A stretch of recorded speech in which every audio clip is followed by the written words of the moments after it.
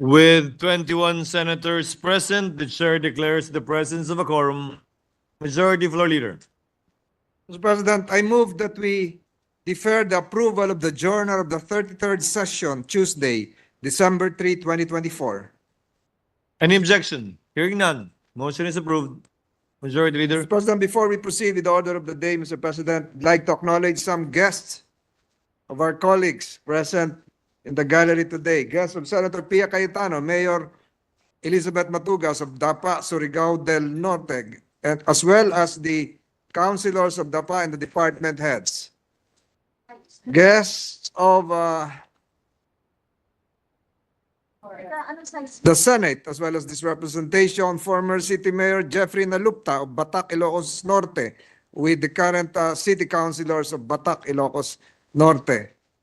Guests of Senator Joel Villanueva, pastors and members of the Jesus is Lord in Isabela Province, headed by Pastora Daisy Quillates. Guests of this representation, Mayor Betty Cabal of Hindang, Leyte, Mayor of the Mayor of Alicia, Zamboanga, Sibugay, Mayor Albi Musa, Al-Hajj, together with the Vice Mayor, Mayor Ismael Iscamillan and other officials, Mayor of Bulalakaw, Mayor Ernilio Villas of Bulalakaw Oriental, Mindoro, guests of Senator Joel Villanueva, Vice Mayor Kumigad of Gamu, Isabela, as well as some guests of this representation, political science students of the University of Perpetual Health System in Las Piñas, headed by Dr. Jonathan Moreno. We acknowledge their presence, Mr. President. To our aforementioned guests, welcome to your Senate. May I ask our guests in the gallery to kindly settle down. Majority Leader. Mr. President, I move that we proceed with the reference of business. Secretary is directed to comply. Messages from the House. Letter from the House informing the Senate that the 27 November 2024, it passed the following House bills in which it requests the concurrence of the Senate. House number 11037, establishing in the municipality of Diplahan, Zamboanga, Sibugay, separate schools divisions office for the first district of Zamboanga, Sibugay, and appropriating funds therefore. To the Committees on Basic Education and Finance. 11038, establishing a national high school in Barangay Dos del Norte, Municipality of Hindang, Province of Leyte, to be known as the Dos del Norte National High School, appropriating funds therefore. To the Committees on Basic Education and Finance. House number 11041, providing for the inclusion of Capiz State University regular campuses in the University Charter. To the Committees on Higher Technical and Vocational Education. Letter from the House informing the Senate that on 27 November 2024, it designated Representatives Co, Kimbo, Gonzales Jr., Suarez, Dalipe, Asidre, Gonzales II, Aquino II, Bongalon, Acop, Madrona, Duavit, and Limanas conferees to the Conference Committee on the disagreeing votes on House number 10800, appropriating funds for the operation of government of the Republic of the Philippines from January 1 to December 31, 2025.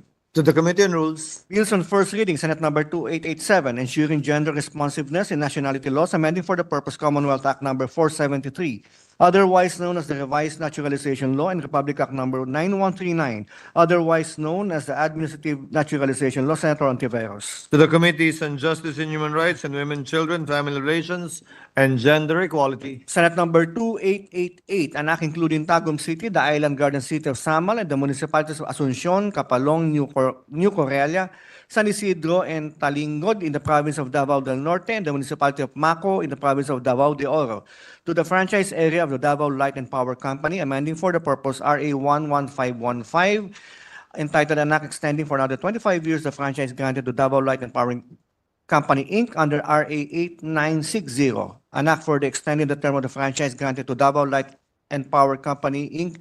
to construct, operate, and maintain an electric light, heat, and power system in Davao City and the municipalities of Carmen, Panabo, Duhali, and Santo Tomas, province of Davao del Norte, for a period of 25 years and for other purposes, Senator Zubiri. To the Committee on Rules. Resolution, proposed Senate Resolution 1249, commending and congratulating E.T. Mapukbukaw, the missing director Carl Joseph Papa, for winning the Best Animated Film Award from the 17th Asia Pacific Screen Awards held as November 30, 2024 in Gold Coast, Australia. Senator Estrada. To the Committee on Rules. Committee Report 422 by the Committee on Public Services and House Number 6505, an act renewing for another 25 years the franchise granted to Intercontinental Broadcasting Corporation under Republic Act Number 8954, entitled an act granting the Intercontinental Broadcasting Corporation a franchise to construct, install, establish, operate, and maintain radio and television broadcasting stations in the Philippines. Recommending its approval without amendment, sponsor Senator Tulfo. To the calendar for ordinary business. Majority Floor Leader. Mr. President, I move that we resume consideration of Senate Bill number 2871 under Committee Report number 344. This is the bill on the Chemical Weapons Prohibition Act. I so move, Mr. President. Any objection? Hearing none, consideration of the aforementioned bill is now in order. Mr. President, I move to resume the period of individual amendments using the clean copy of the bill as of December 3, 2024 as our working draft and recognize the sponsor, Senator Jinggoy Estrada, and to propose individual amendments, Senator Pia Cayetano. I move that they be recognized, Mr. President.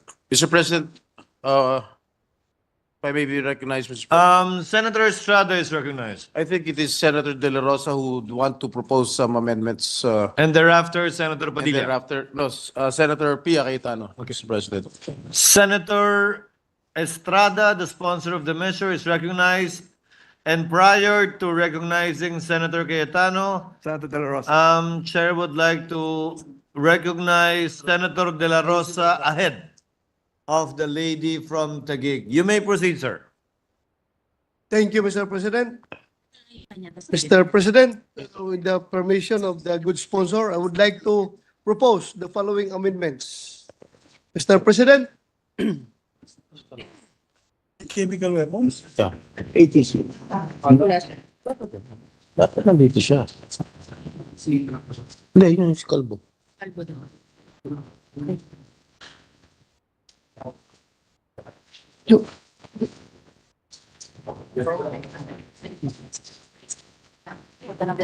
Mr. President, on page 5, line 18, after the word with, insert the words the BFP and other. I so move, Mr. President. What does the sponsor say?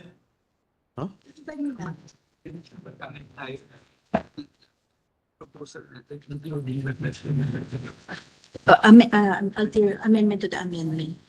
May I seek for a minute suspension, Mr. President? Session is the proposed amendment having been accepted. Any objection? Hearing none. Same is approved. Thank you, Mr. President. Mr. President, on section 9, page 9, line 28, replace the word distraction with the word containment. I so move, Mr. President. Accepted, Mr. President, although that was my amendment, Mr. President. Having been accepted, is there any objection? Hearing none. Proposed amendment is approved. Basahin mo na lang. Our thinking is aligned always, Mr. President. Still on page 9, line 28, replace the word disposition with the word disposal. I so move, Mr. President. Accepted, Mr. President. Having been accepted, is there any objection? Hearing none. The proposed amendment is approved. Still on page 9, line 29, replace the word disposition with the word disposal. I so move, Mr. President. Accepted, Mr. President. Having been accepted, is there any objection? Hearing none. Proposed amendment is approved. Still on section 9, after the word priority, insert a new sentence that reads, the Bureau of Fire Protection, BFP, shall exert all efforts in containing the effects of chemical weapons in accordance with its powers and functions under Section 3, parenthesis B of Republic Act number 11589, otherwise known as the Bureau of Fire Protection Modernization Act. I so move, Mr. President. Accepted, Mr. President. Having been accepted, is there any objection? Proposed amendment is approved.